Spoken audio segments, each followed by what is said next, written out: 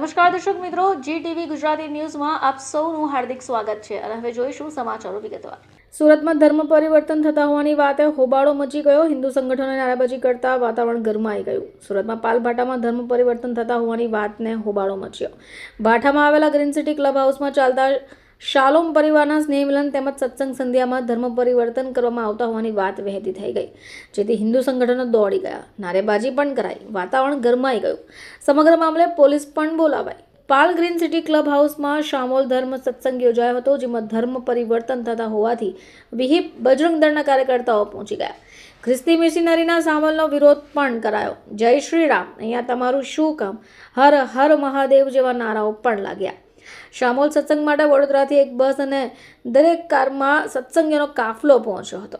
હોલમાં સત્સંગ અને ગીત સંગીત સહિતનો કાર્યક્રમ ચાલતો હોય। સત્સંગમાં આવેલાને બિરયાની પીરસાતા જોઈને લોકો પણ ભડક્યા। હિન્દુ સંગઠનોને જાણ કરાઈ। બાદમાં તેમણે ઘટના સ્થળ પર પહોંચીને હોબાળો મચાવતા પોલીસ પહોંચી ગઈ। વક્તા નિરંજન જોશીને પાલ પોલીસ મથક ખાતે લઈ જવાયા। હિન્દુ સંગઠનોએ જણાવ્યું કે સત્સંગ સભાઓના નામ પર ધર્મ પરિવર્તનના કાર્યક્રમનો વિરોધ કરાશે।